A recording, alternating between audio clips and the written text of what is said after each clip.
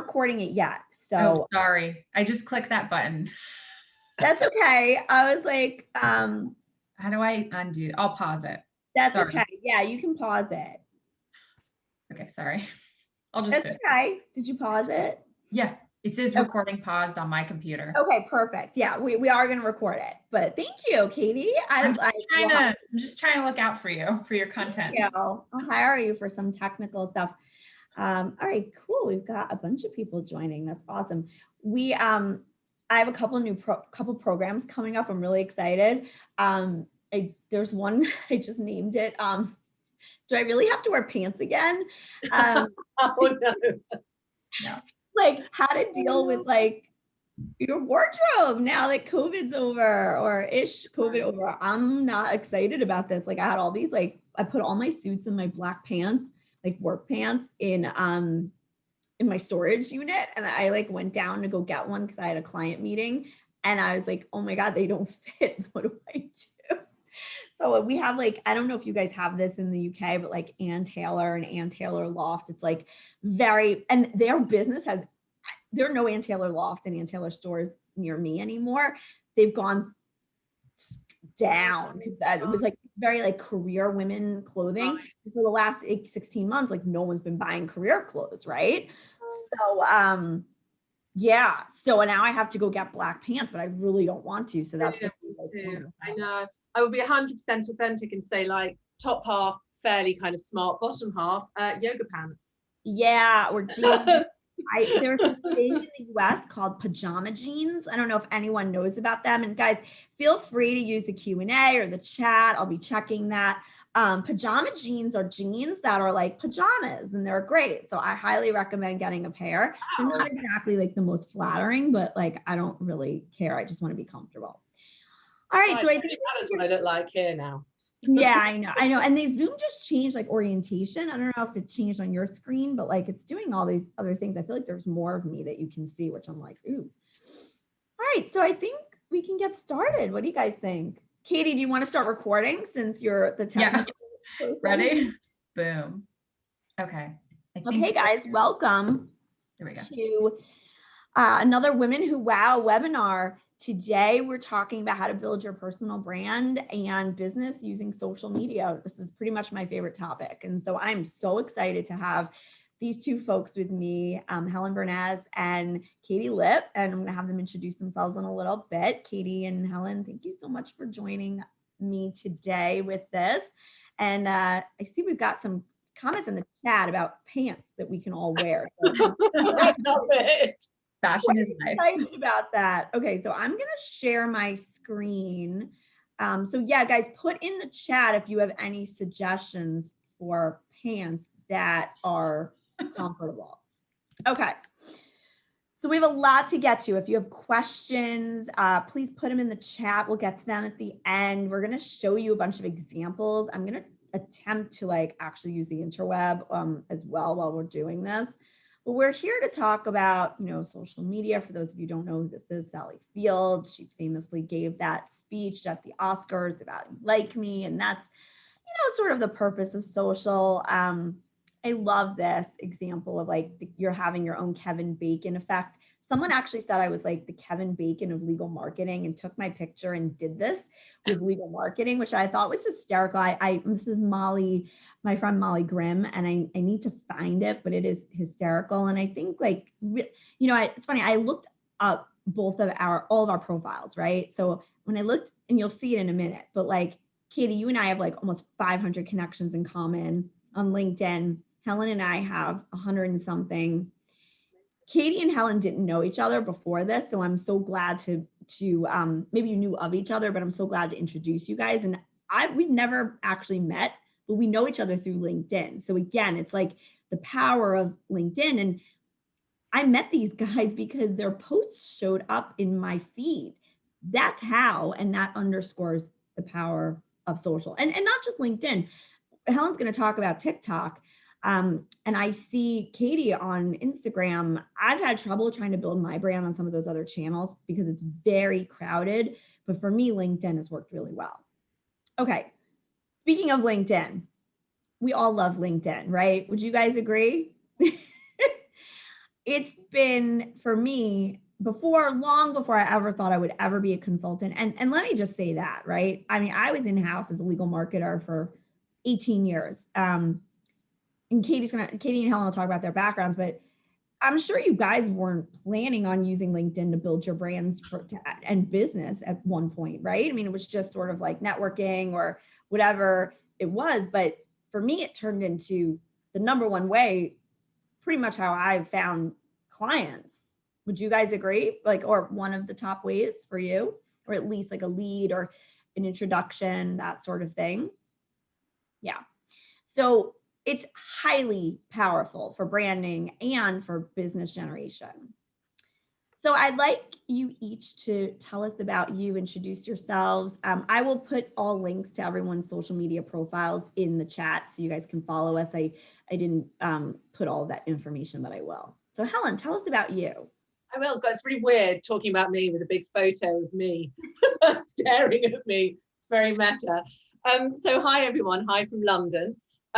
So my background is, like Steph, 20 years in legal marketing. I started at Evershed, now Evershed Sutherland, and then I moved to a barrister's chambers, and then I was head of marketing business development for a very small and dynamic new law startup called Hailbury, which we grew to exit and was bought by Elevate, the law company Elevate. And since then, that was about 3.5 years ago, I've owned my own independent consultancy. I call it Saltmarsh Marketing. And I work with the founders of legal businesses, mainly quite disruptive founders. So most of my clients are doing quite different things in the legal industry, different when it comes to service delivery. I work with quite a few legal technology providers. So really, I work with people who are looking to change the legal market, and that aligns with my pro bono role as CMO of She Breaks the Law. And we're a global community of women in legal who are driving change and progress in the legal industry. So we're all women on change journeys. We've got about 3,000 members in the community now, which is amazing. And it's a great space to meet other women and to network and to connect and share and sort of learn together. So that's me in a nutshell. Awesome. And I have a bunch of questions for you that we'll get into. So I'm excited. So you and I both have similar backgrounds, having been in legal marketing and then sort of went off on our own. So Katie, now tell us about you, please. Sure. And thank you so much, Stephanie, for having me. And hi to everybody. It's weird because I can't see the participants, but I looked at the list and it was just like such a good mix of people in legal marketing and attorneys and, you know, a bunch of people in between. So welcome, everybody. So I have two businesses. I have Lip Law, which is a law firm. I do mostly separation of employment and non-compete matters. We're really heavy in the tech space we call it the DMV area, DC, Maryland, Virginia. And I started that in 2019. I have 3 attorneys, a paralegal.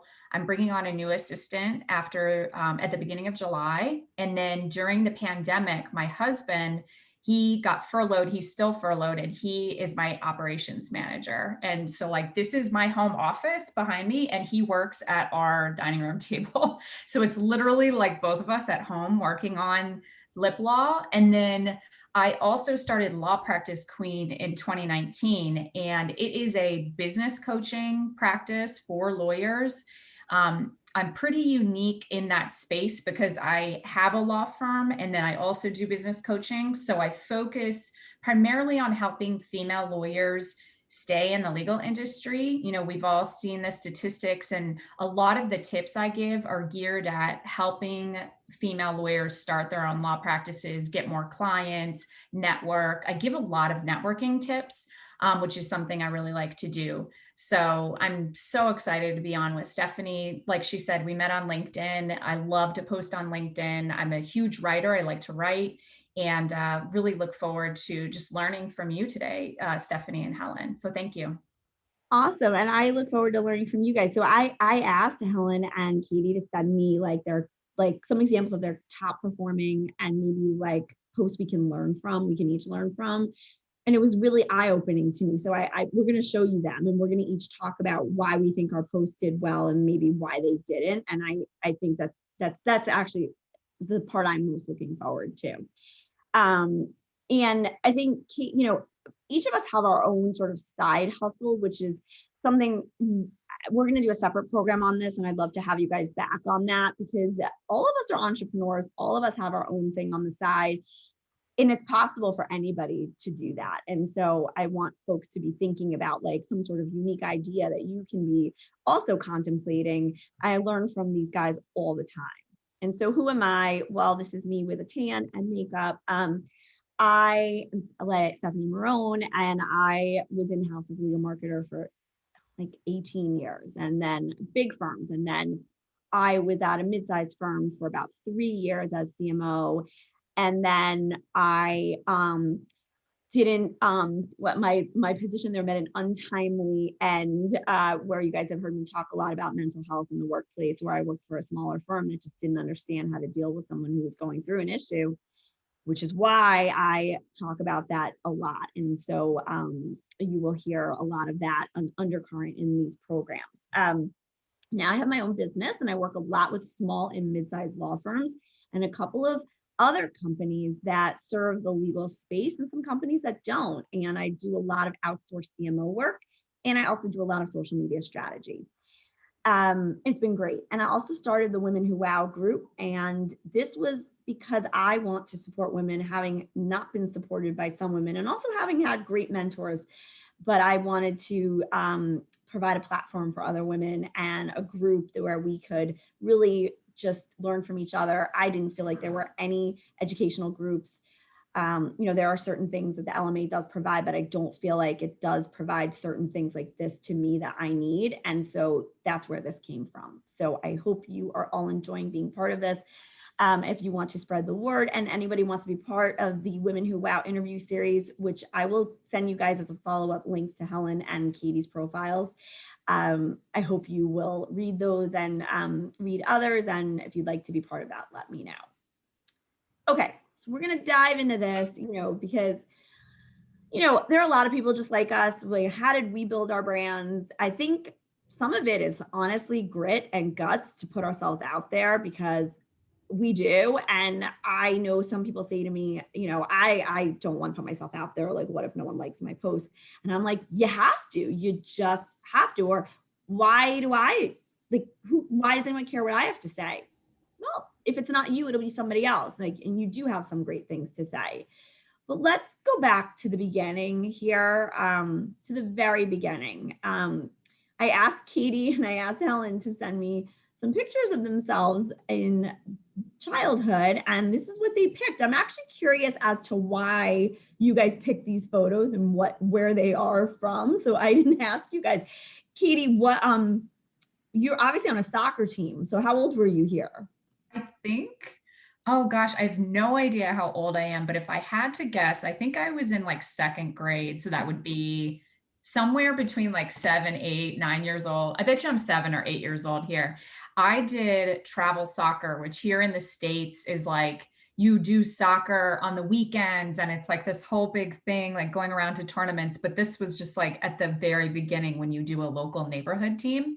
And I was just going through old photographs. And when you sent me the request, I was like, oh, I have one that like literally it was like in my photos. So it was just like the easiest one to grab. And I was smiling in it and didn't, you know, like I had a bunch of baby pictures, but I was like, you know, I feel like when you're talking to your inner child, like this is who I'm talking to, this one. I love it. It's great. And Helen, you're dressed up for as a nurse. So tell us about this, please. Yeah. You said like kind of what's the advice you give to your younger self, and I definitely say to my younger self, let go of the dream that you will ever be a nurse. You are hugely squeamish and cannot stand the sight of blood, so you know you need to let that go. But I think I'm about 4 here, and actually I chose this because I've got very few pictures, like hard copy pictures of me being young, because I grew up in the 70s. I'm 46 this year. So kind of like the 70s and the 80s, we didn't really take that many pictures. So this is one of the few I have actually. And I just thought it was, you know, just quite cute. It, you know, I think it shows the the theatrical dramatist in me. I think it's perfect. And from what I know about you and you guys should follow Helen on TikTok. It's Helen Loves 80s. It says a lot. I think it makes total sense, as does, I think, the picture I chose, which is me as a speed demon on my big wheel wearing like a little pink power suit. I think that really does say who I was back then.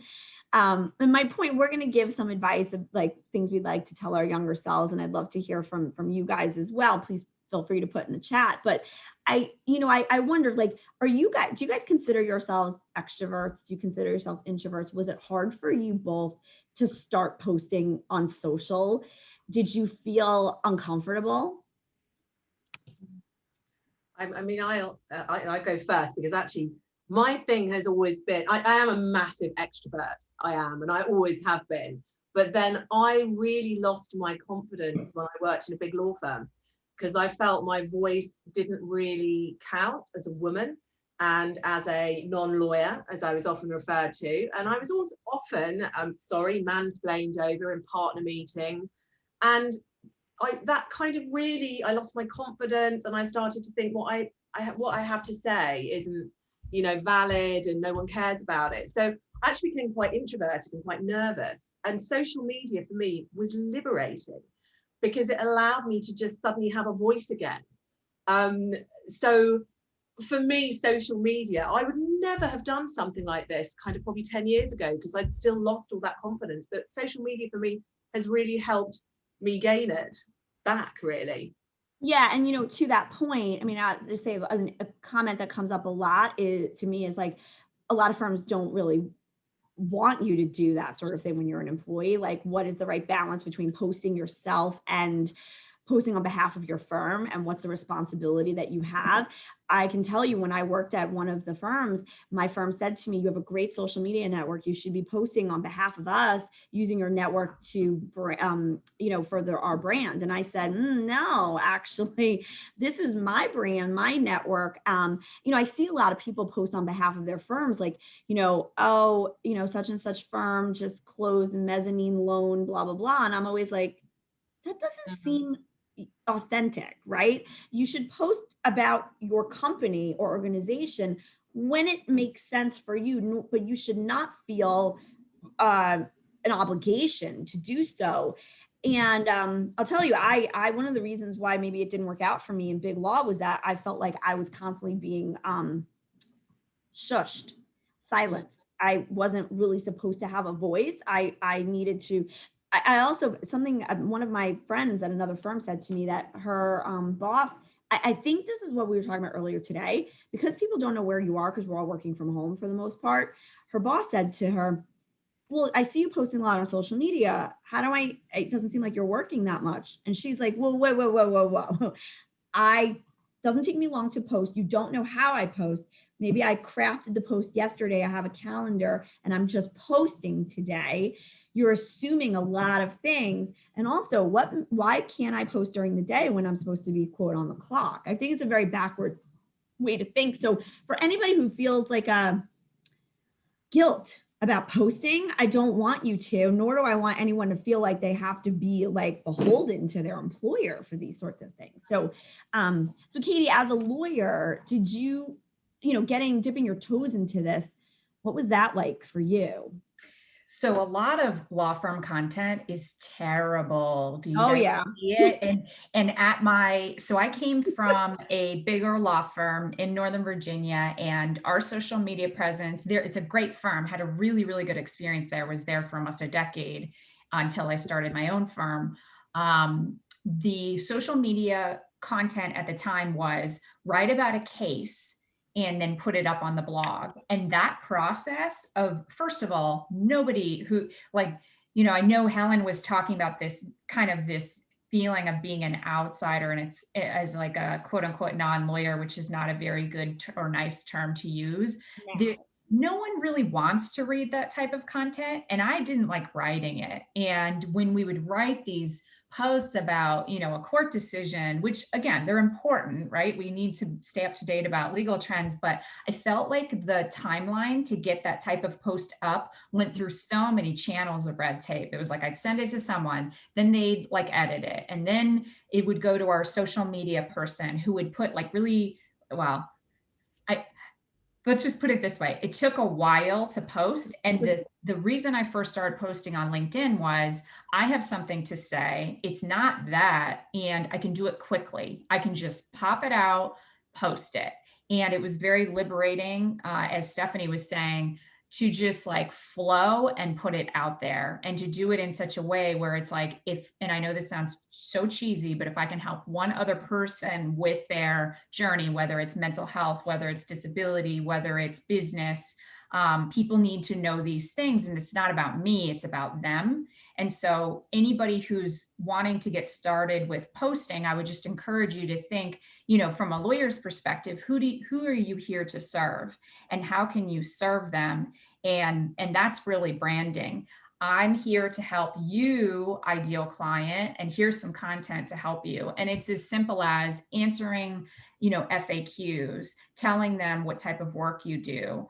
And once you kind of get started, I think it's kind of like learning a new muscle, or like learning a new activity. Like it's like riding a bike. It's hard at the beginning. You're kind of wobbly and like worried about falling. But once you get on the bike and start going, it starts to get easier and easier.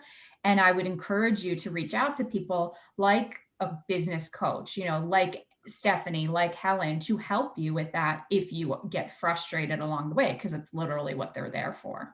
Yeah. And I couldn't, I mean, listen, you're right. Like it's such I talk about like the sea of sameness. Like I recently pulled like a lot of lawyers like got the Chambers USA rankings, and I just did a search of a hashtag Chambers USA.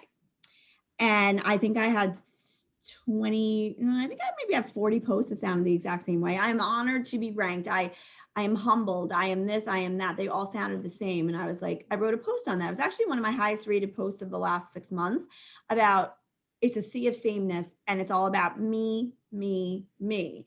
And there's a different way to do it. And here's how. Talk about the most significant case you had during this time frame, or the team with which you worked, or why you became an intellectual property lawyer, or something. Just do something. The bar is so low when it comes to this kind of content. So I agree with you when you say, you know, a lot of law firm content is so bad, which makes my job so easy, because it is bad and it's me centric. And a lot of lawyers are very bad at posting on social media. A lot of other professionals are pretty bad. A lot of people, I think, are scared to put themselves out there. And I mean, listen, there's a common theme between my post, your post, all of our posts. They're a little personal, and people don't feel comfortable about posting those sorts of things, or they have to find their comfort level with doing so, which I think we can talk to. But you know, even like Katie, like, you know, I asked you like to tell me like how your posts do that are more about like the law versus the posts that you post about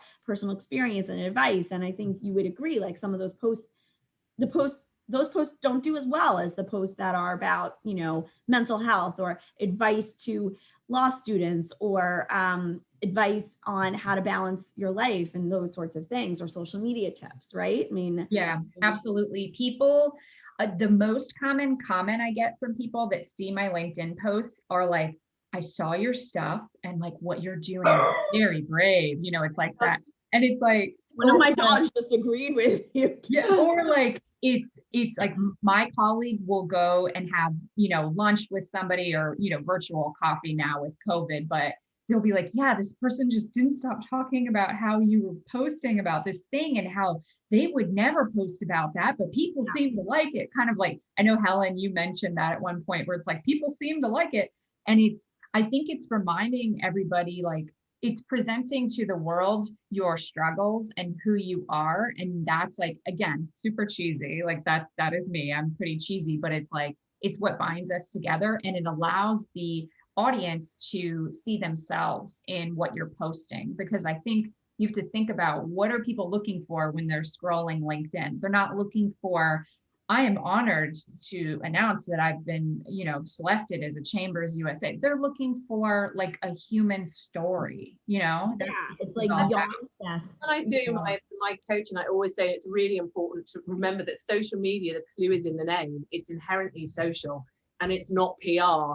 And it's a social experience for people. Like, you know, would you go? It is virtual networking still. Would you go to a real life event and just start talking about the deals you did and the fact you were ranked in Chambers? And Right. stuff like, No. like, get me away from this person now.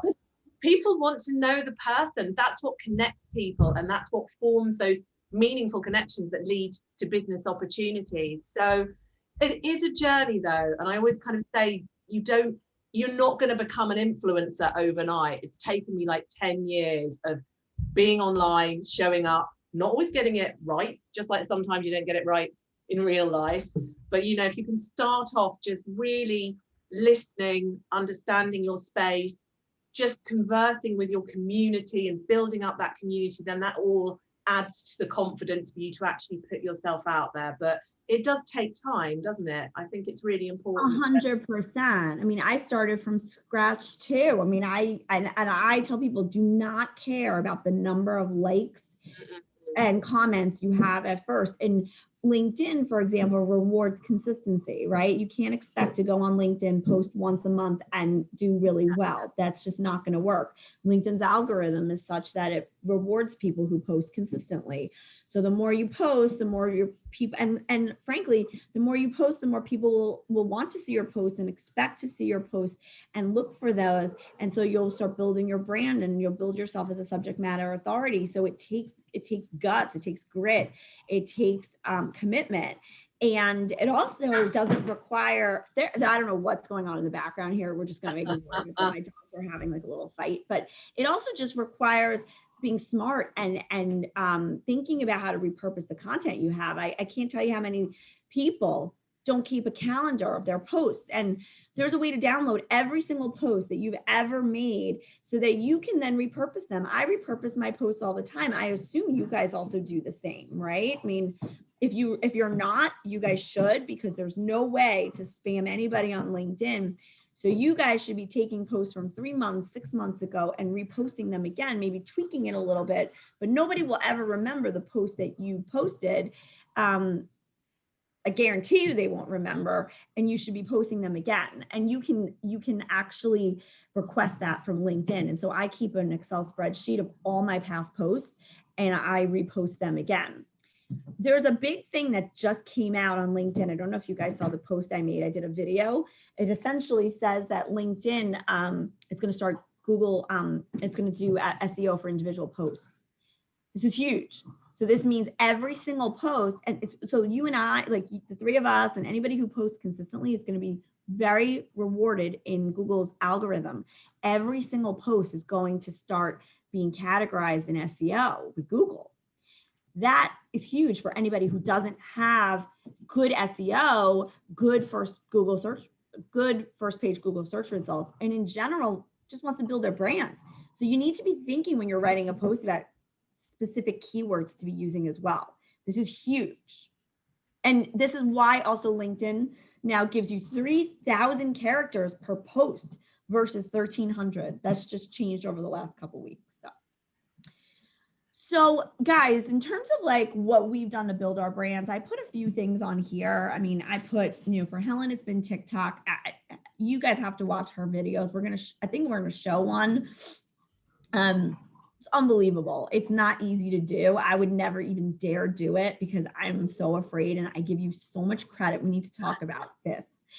Content for me has been key. Speaking engagements for me. I love speaking. I pivoted to online, you know, doing it like this, but it's still been great. And LinkedIn, obviously networking. What else would you guys add to this mix? And I'm gonna break up this fight while you guys see the dogs. She's gonna bring the dogs. I mean, I do a lot of writing. I think that was really, you know, I mean, definitely LinkedIn is a primary channel. Interestingly, LinkedIn primary channel for me, but I'm a real tweeter.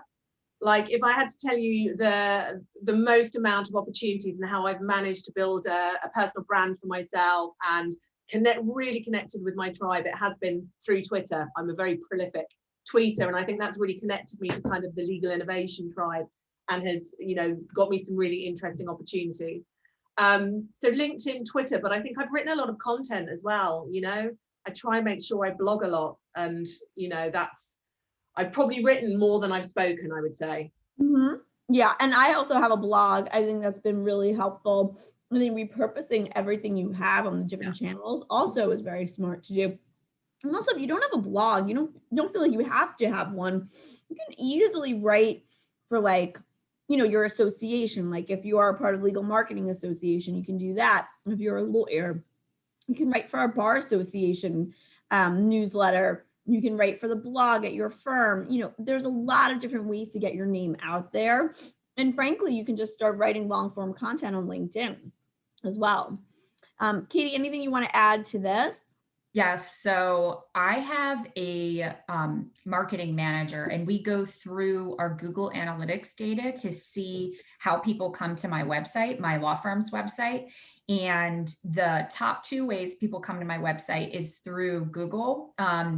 They will do an organic search, which means somebody is typing into Google like employment lawyer near me. And then the second way is a direct Google search, which is somebody types in like the Lip Law Firm and then goes to our website.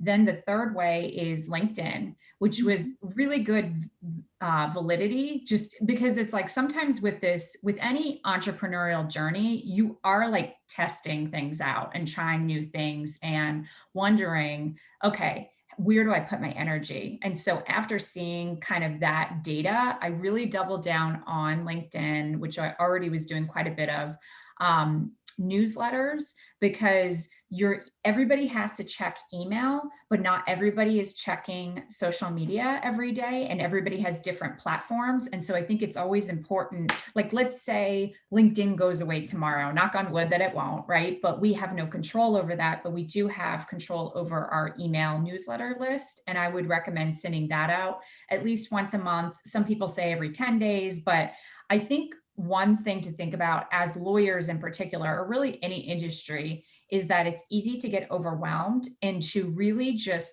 try to focus on one thing at a time and not feel like you need to be everywhere, and to try to do things that you enjoy, because the more you enjoy them, the more sustainable it is over time. And so I just love LinkedIn. That's why I love to write, just like Helen said. But there's a lot of other ways you can get involved online. You can do a podcast. You can do Instagram, which I really enjoy. You can do a membership. You can do your blog. You can write a book. You can do courses. Video content does quite well. So there's so many options, right? But I think it's important to think, what's easiest for you, right? Because you don't, especially me as a lawyer, I don't have a lot of time. And actually, Stephanie, to your point on recycling content, I don't do that. And I need to work on doing that. Yes, you do. You have so much good stuff. And remember, Katie, people don't see it all. Just like to your point about email, which, by the way, is the most important way that you should be communicating with people, because there's no way I can give you every trick in the book on how to use social media and LinkedIn, but I can't. If you have 1,800 connections, I cannot guarantee all 1,800 people will see every piece of content you post on LinkedIn. In fact, I can tell you that they won't.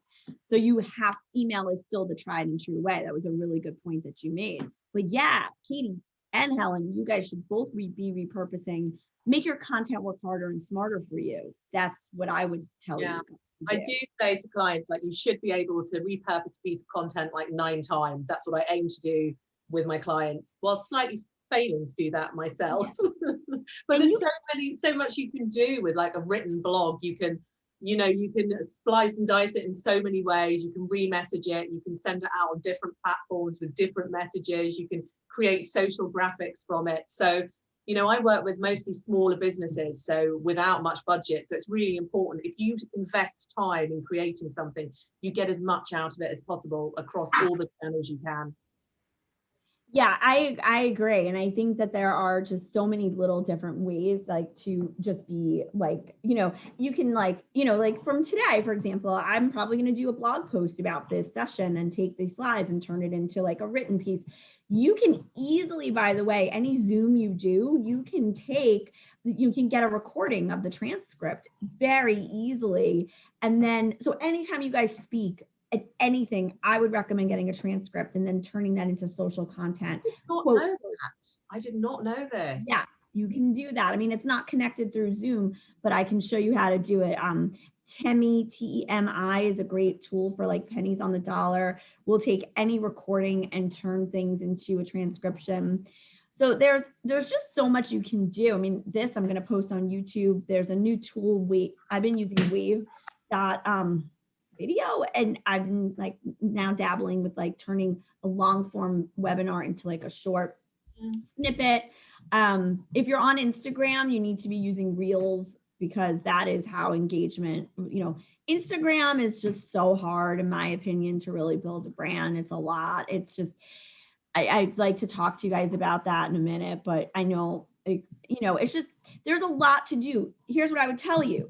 Just pick a few things. Don't do everything. Don't be everything to everyone. Pick a channel. For me, my clients and my prospects are on LinkedIn. That's where I am. That's what makes sense for me. I love to write and I love to speak.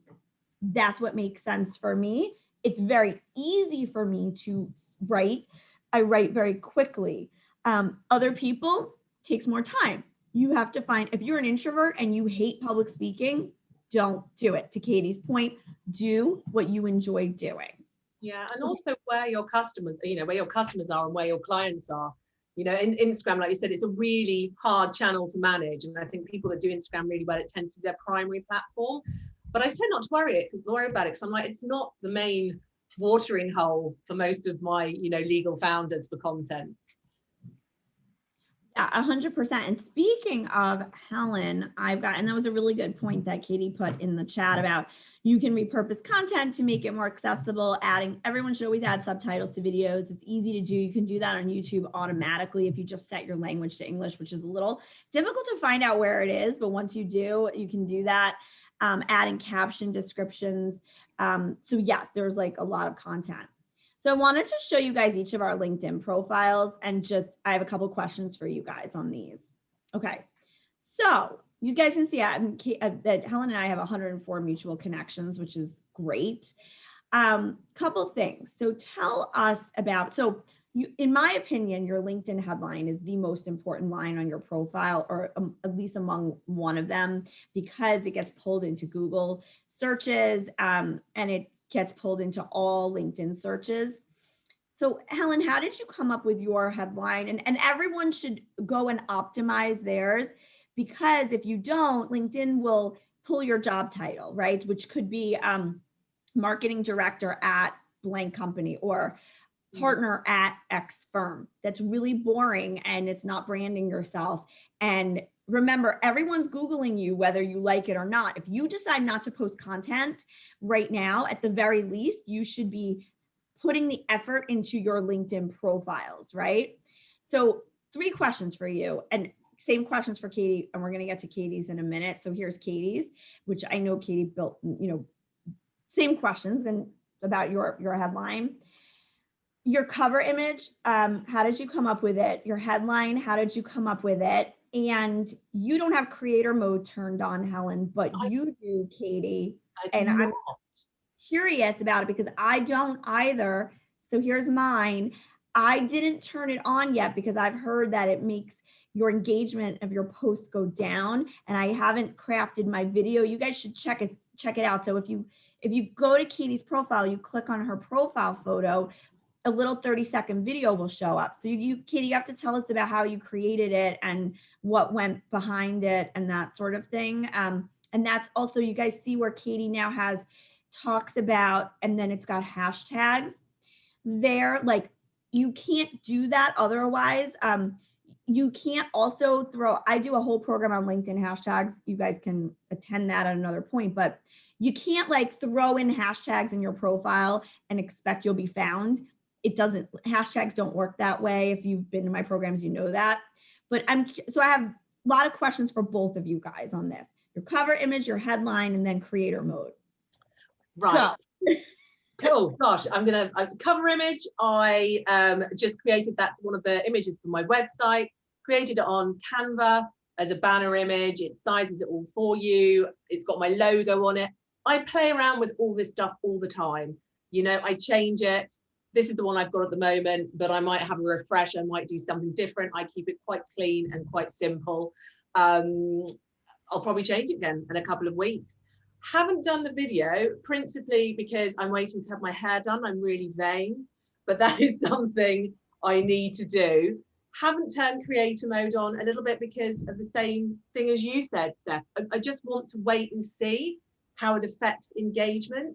And I'm kind of struggling with some stuff at the moment. Like, should I move to from connections to follower mode and just having follow me as the primary button rather than connect with me?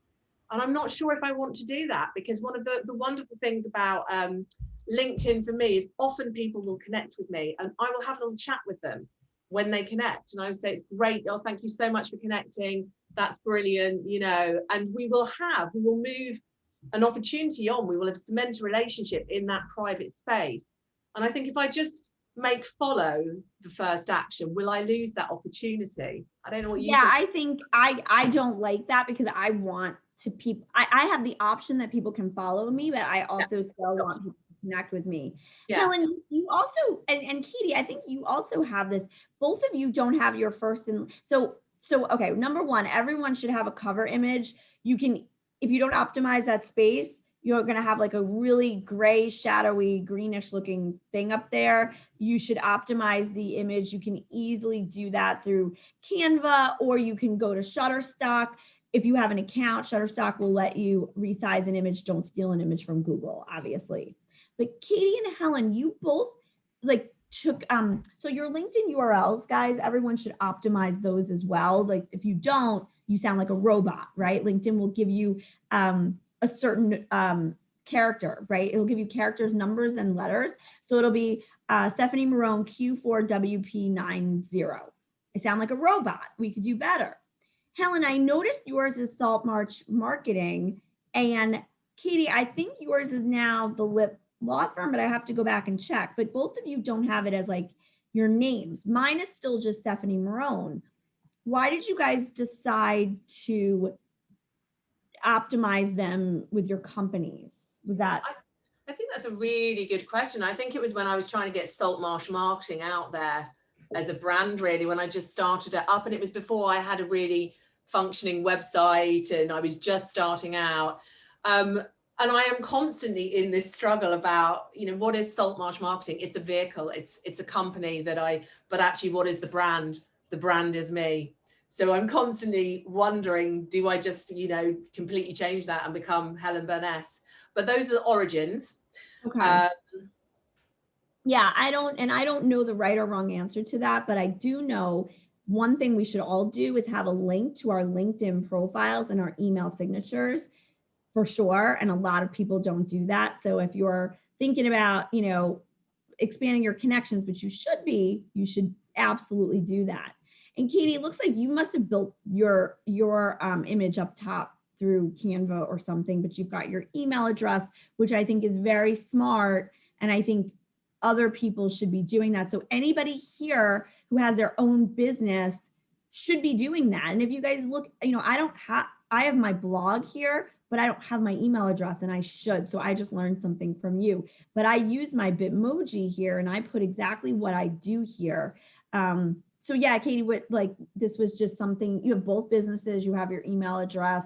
Anything else you want to add about how you formulated your profile? Sure. So to go back to the customizable link, my link, I had to pull it and look at it. It's Katie Lip Employment Law, because that's where I want to build a personal brand. The Lip Law and Law Practice Queen, they're great, but people remember me more, and we remember faces and people. And so my thought was, let me just associate myself with employment law, and you know, I try not to overthink that one. But I would suggest personal over brand. And then I created this background image it's called PicMonkey. It was recommended to me. I haven't used Canva before, but it sounds very similar to Canva. And I pay I think it's like $8 a month for the pro version. And so you can create, it will actually allow you to go through and make different images for different pre-selected social media sites, which is nice, in the correct dimensions. So that's why I upgraded to the pro version. So it's like, okay, create a LinkedIn background picture like this, or create a LinkedIn post picture. And I like creating the pictures. I think it helps. We're very visual. Humans are very visual. That's how we process most of our information. We have a lot of receptors in our eyes. And so it's just nice to, if you don't have this background cover image, you're just missing out on a branding opportunity. For the creator mode, I actually just turned that on because it wasn't available for a while for whatever reason. I think they rolled it out a little bit later to the States, but I could be wrong on that. But I just noticed it was available, so I'm just like trying it out. And that's where the hashtags come from, where it says talks about. I selected those myself when I picked creator mode. It allows you to select up to 5 hashtags just to kind of further brand yourself. So just, I'll give you my feedback, after I literally just selected it, like I think today. Yeah, let us know, Katie, with the video, how did you, and so Shireen, I see your question about, can I only have a video linked to my profile if I'm in creator mode? Yes, that is true. Katie, how did you make the video? And then there's another question about, does creator mode only allow people to follow you and not connect with you? That I don't know. Helen, is that something you mentioned? I don't know. I don't think so, because I think you get to choose what's the first action people take, whether you want them to connect with you or whether you just want them to have the follow button first. But I need to look at that. Yeah, and I don't know. So I'll be doing a separate webinar on creator mode. I again wanted to play around with it a little bit before I tried. We could do a whole separate webinar on this. And the video, Katie, you just did from your phone, or did you do something? Yep, I did it from my phone. You just go and you push on the bubble with your picture. And when you push the bubble, it pops up a few different options, which may be different for me because I'm in this creator mode, but it says you can edit your profile photo, but it says view or edit cover story, which is what that is. And they cut you off after 30 seconds. So it was tough for me to consolidate into 30 seconds. And I hate how LinkedIn stories, just sorry to riff on another function, it's 15 seconds. It's like, I'm sorry, I can't even. So I feel like one piece of advice I've seen, which I agree with, is like, you don't have to say like, hi, I'm Katie Lip. Like, people know you're Katie Lip because they're at your profile. And I see a lot of people doing that in YouTube videos. It's like, hi, but so that's a way to save yourself a few seconds. But it was awkward as hell. Like I redid it like multiple times to fit into the 30-second cutoff. And I think I'll redo it to add subtitles as well. I just didn't have the subtitle program at the time. But somebody told me about it. It's called Mix Captions, and I'll put that in the chat. That's what I use for subtitles. Yeah, and it's interesting. So Marcia here said that she tried to just connect with you, Katie, and the only option she's getting now is to follow you. So I wonder if that is now something. So I'll research that. So I'll get back to you guys on that. Maybe I should unselect creator mode because I do want to connect with you. Yeah. So, but she could follow you, and you just have to go and check those out. So we're gonna go through some things because I want to get to some of our best posts and our least best posts. I don't like saying worst. Not a surprise here, but adding value is always important with what you post, being helpful, being consistent, and being regular. We're not going to go through this. This is just meant to be a resource slide, but I will make these slides available to you guys. Pick your platform, right? So Helen is so unique in that she picked TikTok. Can you not cry, please? Thank you. Does anyone want a dog? I'm selling a dog. Just let me know, put it in the chat. She's a French bulldog, 8 months old. All of these things, find so my advice also is to find topics that interest you. So I know exactly what Helen and Katie are going to post about. I know what their brands are. Okay. I know Katie is an employment lawyer, but I also know I can count on Katie for content in mental health, in motivation and branding, right? And you know what you're going to get from me. A lot of people don't know that I do all marketing and I am a CMO because I post a lot about mental health. I post a lot about social media. That's something I have to work at because I need to make sure that people don't think that I'm just a social media person. So that may be a little bit of a mistake on my part. Learn how to, so PicMonkey is very similar to Canva. I don't know PicMonkey, Katie, but Canva is $10 a month. That's what I've been using.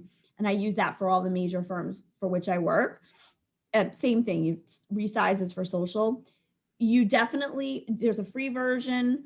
I recommend you use one, but get the paid version. It gives you more options, okay?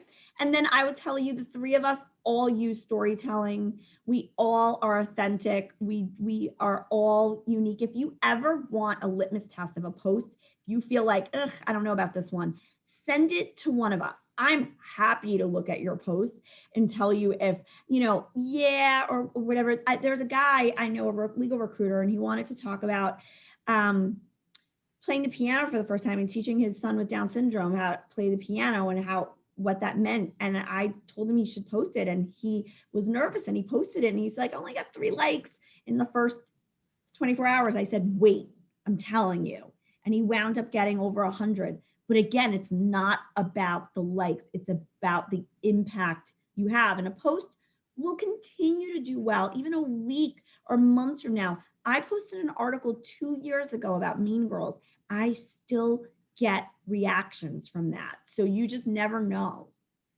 Okay, Helen, let's talk about some of your top rated posts. And I have 2 pages for you, and then I'll get out of this and I'll show the TikTok post.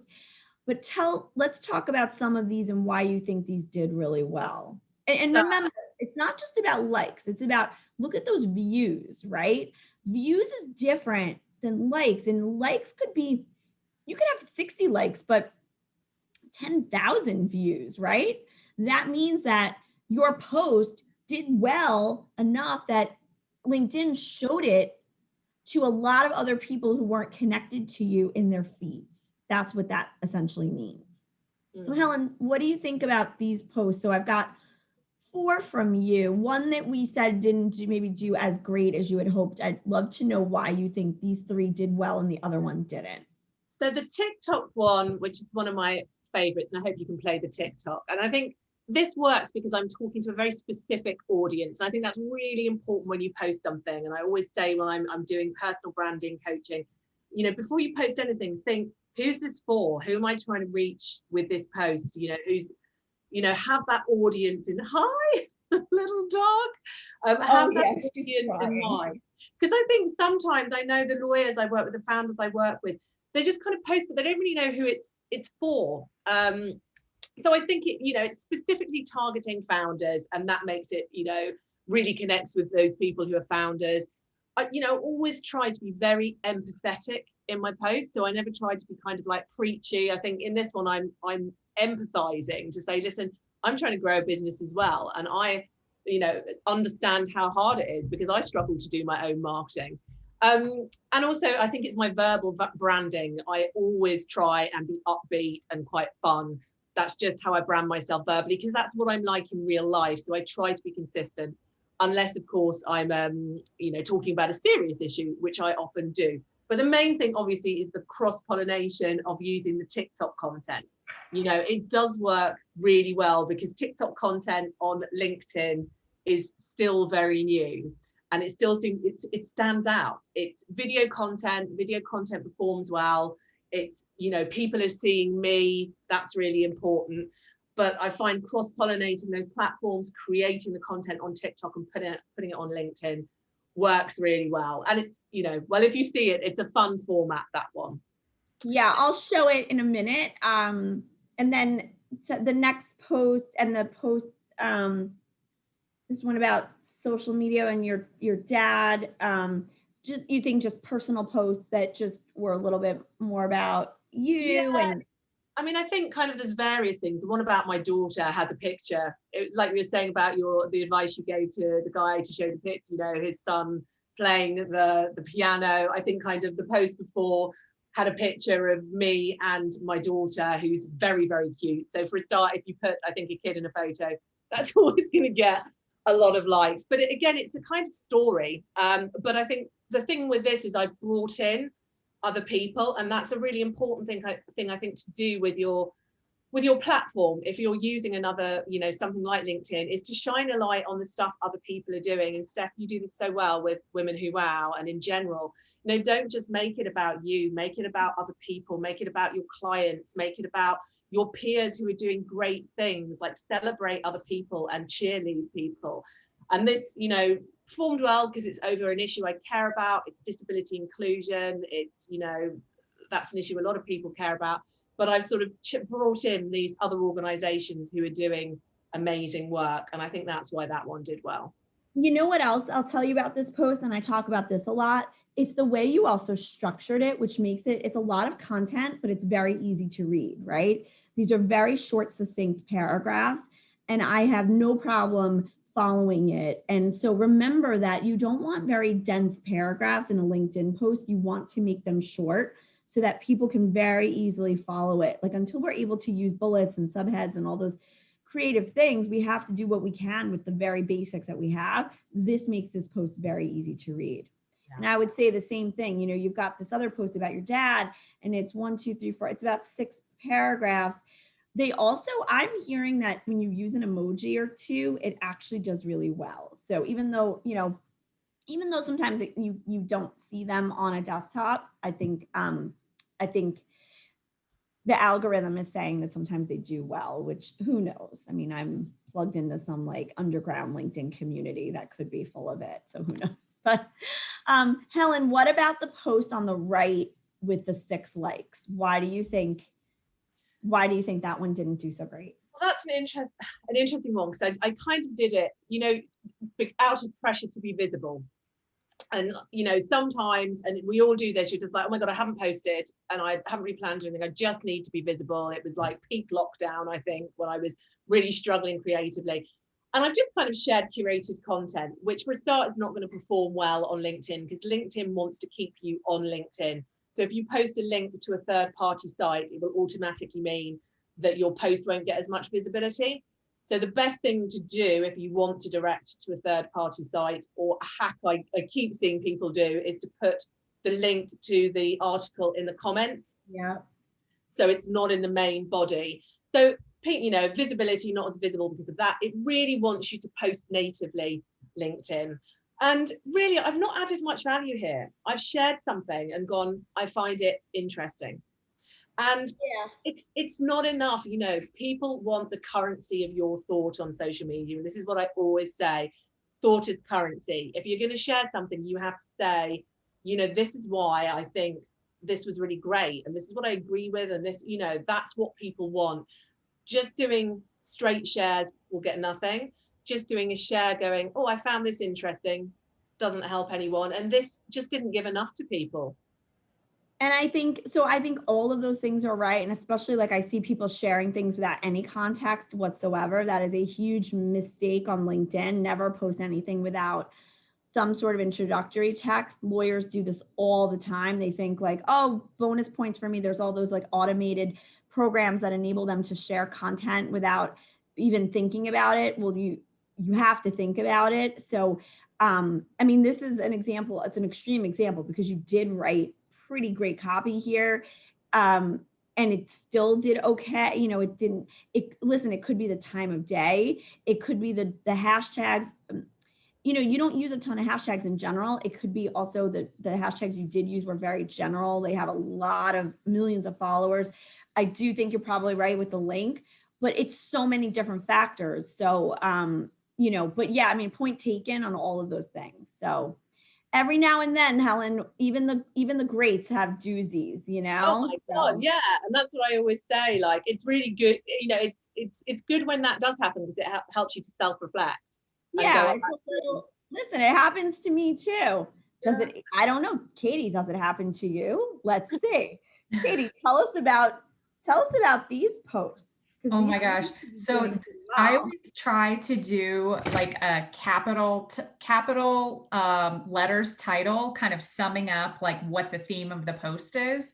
And it's my goal is always to stop the scroll and to like tell you what you're about to read and who it applies to. And I've had some posts where I did not, it's kind of like, defining your audience. This book is for you if, we get taught that in English class. And sometimes the posts that I've written that don't do as well, I fail to define the audience. And I always try to think about, what's going on in my life that made me smile. And like, I'm always reflecting on things. So I just thought it was so funny with this celebrate the small wins that I thought the 97 cents in my account was like somebody trying to like cyber attack me. I was like, automatically went to a place of fear, but it was actually post. I thought it was great. It was just so funny. I was like, what? I'm getting paid for my writing. And I thought that was so cute. And so I wanted to share it with everyone. And what I try to do a lot in the comments is I'll post links to like my membership. I'll post like I have a membership for female attorneys. I'll post that. I have LinkedIn groups. I'm kind of like, always a little bit shy to do the like, you should do this like in the text of the post. I'll always kind of fold it into the comments. So that's something I'm working on because I see people do it quite well where they're like, hey, I'm promoting this new thing and you should do it. But I don't know. I'm just always a little too shy to do that. As well, that means the sorry, Steph. No, go ahead, Helen. Go ahead. I was going to say that also means that the algorithm will think you're getting engagement ASAP. So it works quite well to give the post viz if you do kind of immediately post in the comments with a link. So that's why people do it a lot. Yeah, 100%. I mean, look at the 42 comments. I don't think you put 42 links in there. So I would say you had some pretty good engagement there. I mean, that post did well because it was a cool story, got your attention. Oh, also, guys, remember, when you're scrolling in your feed, LinkedIn only shows people the first 2 lines of your copy. Then it says see more. People don't see the full post. So Katie's right. You got to get people's attention in those first 2 lines. So, I don't do a headline like this, but I do try to get people's attention knowing that like my first 2 lines make or break a post. So remember that because people have an option to see more and that's why your visual is important or not. I was toying around with the idea of no visuals whatsoever for a while, and those posts were doing better than those without visuals. The ones without visuals were doing better. And Katie, all of your posts rarely have visuals and they do really well. So I don't know what's going on with the algorithm there. And there's also, Frank Ramos, you guys may follow Frank.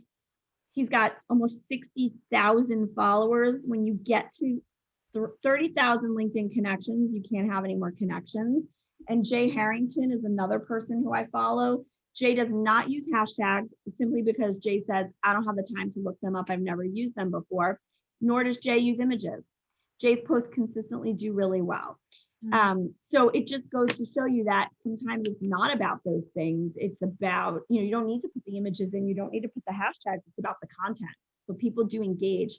So I think this is a combination of a good story.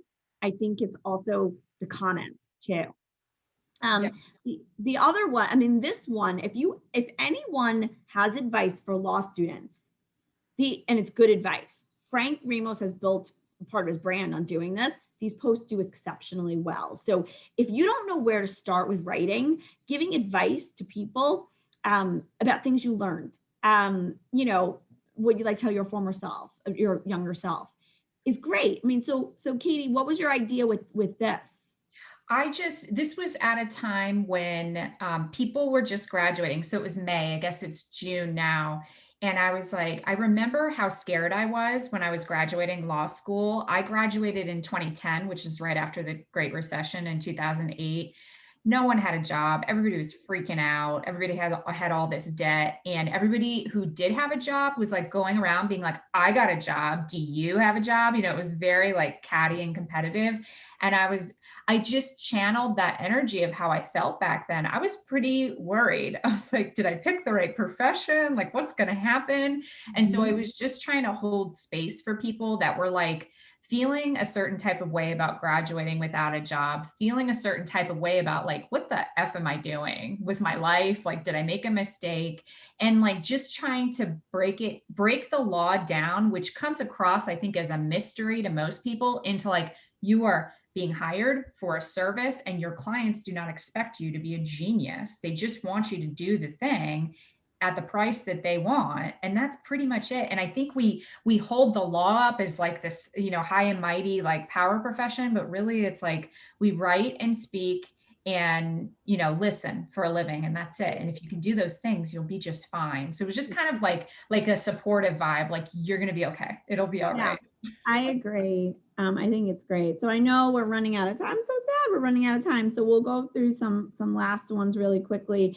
This, I think, is a great example of like, you guys should do this every now and then. I've never done this. This is what Katie called drop the intro. Yeah, I love this.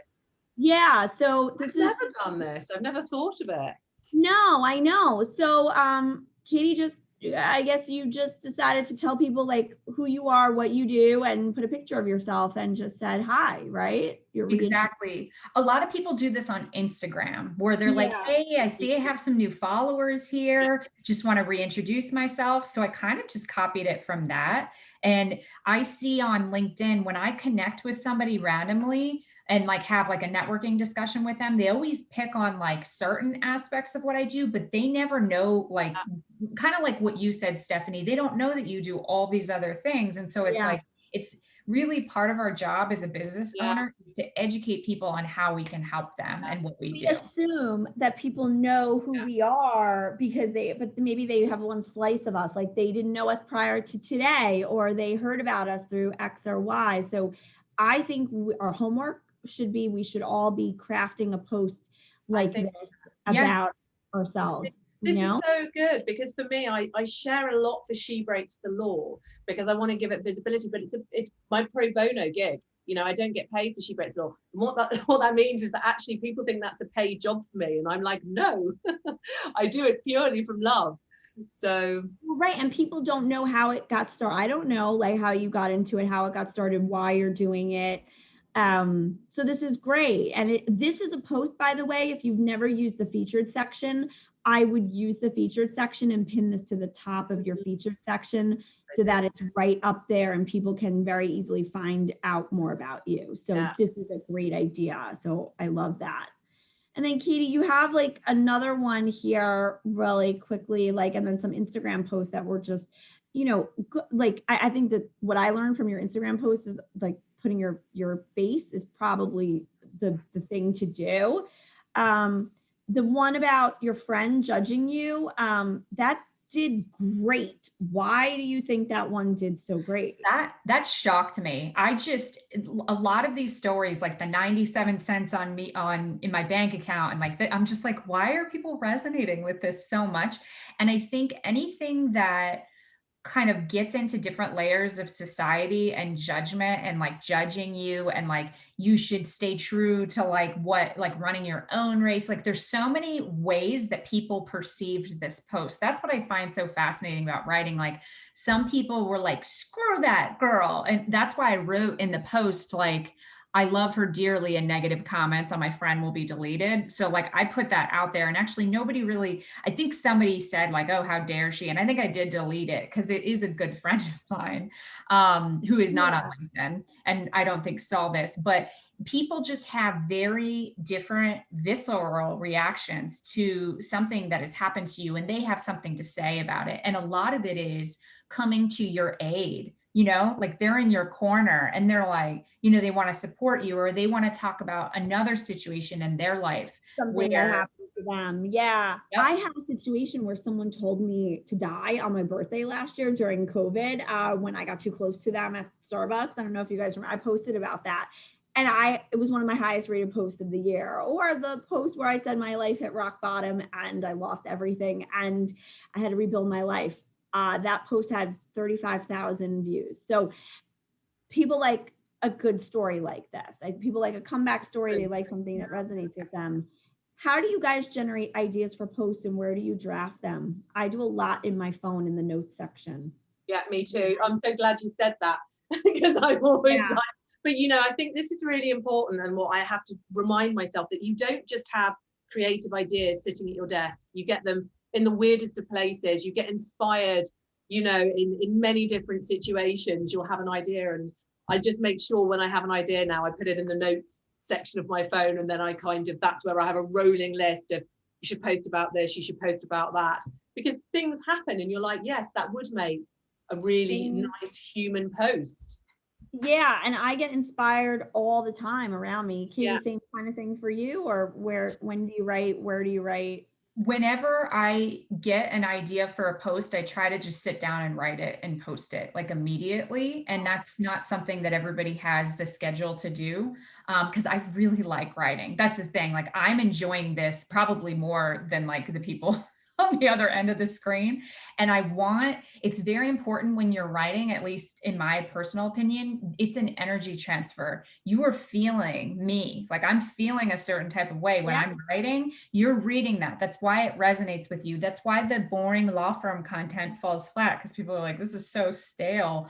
Right. So it's important to write it and not edit it a lot. That's why when you have multiple people kind of weighing in on a post, you lose that voice and it gets weaker. And so that's my kind of process for writing LinkedIn posts, or my captions for my Instagram posts. And I also do the same thing that both of you do. Like, I have notebooks everywhere, but I tend to neglect those. Like, if I put something in a notebook, I tend to not go back to it. So I try to just do it in the moment and then post it, and then it's done, which I understand that's not sustainable for hardly anyone. I do too. And I try to be mindful of, like, when I get my ideas a lot in the morning, and I'll try to do it then. I try to post like in the morning. But you never know, like, when you'll come to, I try not to tinker with things too much as well. And I'll show you guys, these are two posts that did very well for me recently. One was on, and Katie, remember I told you I had somebody who, so basically the guy on the left, he was a connection of mine, and I deleted him. And guys, you should feel very comfortable deleting, blocking people. And Katie, that was one post that, you and I were talking about. I say in my post that, see my headline, I'm a fractional CMO marketing director. This man went and looked at my headline, my job title, and saw that I never actually held the title of chief marketing officer.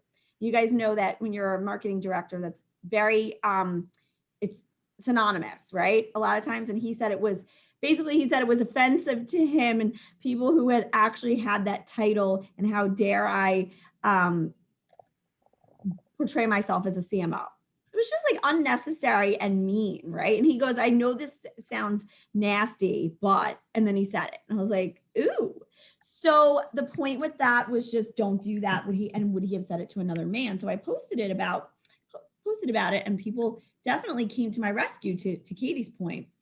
And then the other one was that I've had a couple short stints at jobs, and I've had to explain that when I talk to recruiters, and I don't love explaining that. And I think that we need to have a different mindset when it comes to people who have had 1 or 2 years at a job, and that's not a bad thing anymore. And that post did exceptionally well. I found also, guys, carousel images work very well. So I'll take a presentation that I did and turn it into a PDF, upload it as a document. I always give it a very strategic name, because that does get categorized for SEO. And then you can scroll through and see the slides. This is the one on the left, is the Chambers one. You'll see it did pretty well. It continues to do well. And the one on the right is wasn't that long ago, but this is a hashtag presentation I did, and I put key slides. So I'd recommend trying that out. This is a post I did about gaining my very own COVID-19. And it did very well. It's about, gaining numbers in general, how we kill ourselves over, the numbers on the scale, the numbers in our bank accounts, the number of genes we have, the number that we think we should have, the perfect, life, family, whatever it is, and how we should just not do that anymore. But then look at the post on the bottom right. I was so bummed. I was like, big news, everyone, LinkedIn character count update. And it got 7 likes. Womp womp. So that was a bummer, and I'm not sure exactly why. I think it could have been the time of day I posted it. I think it was also that I posted something else in the morning. I try not to do 2 posts in a day, although Katie, sometimes I see you posting 2 times in a day and it doesn't hurt you. So I'm not exactly sure. And I only snipped a little bit of this because I wanted you guys to see more. You see how important it is to really have the first few lines be very, sexy and get people's attention. Okay, so we're getting to the end now. I know we ran a little over, and I'm so glad so many of you stayed on. So I'd love to ask you all like some advice that you would give to yourselves if you were just starting out doing social media. So, Helen, what advice would you give yourself now? What advice? I would say, don't be a straight sharing corporate PR machine. Nobody wants that. Be authentically you, really, and own your own narrative. I think that's so important. I just played to a corporate narrative really that wasn't me, and that didn't work. So I would always say, when you're starting out, you own your own narrative. It's up to you to own your story and define that. Don't let anyone else own it for you. I love that. Katie? So a lot of the people that I coach, lawyers that I coach, have an issue with posting online, and a lot of them hire me to help with like confidence around that. And this is what another coach told me. Her name is Amanda Francis. I'll put her name in the chat. She's awesome. Think about your ideal client and how you're serving them with your post, and what would happen to your ideal client if you do not post what you're posting. Because ultimately it's not about you. You're just a funnel for this information for serving your audience and your community. And also, you have something to say. I think there's a lot of imposter syndrome that kind of sinks in. Oh, who am I to say this stuff? And what I'm just saying things that other people have said. A lot of my content is picked up from reading different books and pulling excerpts out of books that I think are helpful. Like I did one recently where I reposted a paragraph from the 4 Agreements, which is a really good book, and I'll pop that into the chat too. And a lot of people reshared it and wrote comments like, this is just what I needed to read today, and that's what it's about. It's about supporting other people with your posts, and it doesn't have to be original. It just has to be something that resonates with your audience. I couldn't agree with you more. And I would just say, be confident, be you. Don't just believe in yourself. Believe that you have something to say, and people care about it. I've had a lot of haters, and my friend Tim Corcoran, he says, the more you put yourself out there and the more successful you get, the more haters you have, and the more people are a little envious of you. And I think that's 100% true, but don't let that detract you from being you and sharing your information and being genuine, being authentic, and not being detracted by that. And if it's not you, it's going to be somebody else. And why not you? So be you, be yourself, be confident with that. And don't let people who, the naysayers get to you. I just put them in a box somewhere, and I just, don't listen to that negative voice anymore that holds me back, or those people who I know are mean. So just as just to let you guys know, we have a couple of other events coming up. I have a Women's Entrepreneur Roundtable on June 29th. I'm so excited about that one. And then I mentioned this, do I really need to wear work pants again? How to reignite your wardrobe, what to do now on July 14th. And then if you guys want to be in the Women Who Wow series or be part of this, let me know. I hope that you will connect with us. I'm going to stop sharing for now. There are so many really good comments here. I love Helen just said in here, everyone has amazing things to say. Be empowered to share them. It's never too late to start doing this, or early. I was doing this long before a lot of people were doing it. I worked at a firm that would say, why are you doing this stuff on LinkedIn? Start today. I have clients I'm coaching in their 60s who are starting to use social. So why not today? Just have a plan. Any other parting words, guys, before we head out?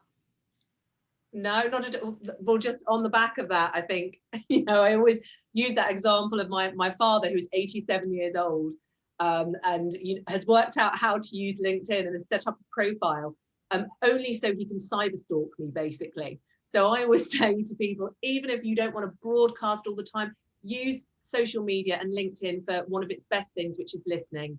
And if you just use it for that's valuable. Yeah, and whether you like it or not, everyone's looking at you on social. So you have to have some sort of profile and some sort of presence. Whether you're not ready to share content yourself, start commenting on content. Yeah. That's a great way. That's how I initially started building my brand. I started making engaged and thoughtful comments, or at least what I thought were that. And I was confident enough to do it and, you know, engage with people. So, Katie, anything else? I would say people are not watching you as much as you think they are. They care more about themselves. So if you're afraid to post, just like keep that in mind. It's like nobody's watching as much, like we're much more self-conscious than we need to be. And so people care about themselves. Just think about that when you're writing. So you want to write it for your reader, not necessarily, you know, about you, but more to help them. And then just give it away. I know a lot of people are like, oh, should I hold back? Am I giving too much away? No, that's how you build up a brand. That's how you build up a network. Just give. And then people say to me all the time, like, you're giving away too much free stuff. There is never enough free stuff you can give away, tip wise or anything, because they still need you to help them implement or whatever it is. But the ideas and all that other stuff is in your head, and they still want to tap into that. So you should never feel like you're giving away too many things. So thank you guys for joining us. Katie and Helen, thank you guys so much for being here. I want to do a part 2 of this, I hope, in the fall, and have you guys again come back. This has been so much fun. This has been great.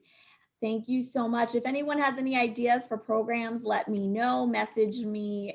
You're all on the mailing list, so you will get more information about future programs. And thanks, guys. Thank you. Yeah, so nice. Thank you for having me. Bye-bye from London. Thank you. Scarlett. Oh no, so look at the face. Oh my. I'm not actually selling her. She was just, like, she needed attention like we all do. So guys, I've got to hop off, but I'll pop you a laugh afterwards. Take care, guys. Okay, bye.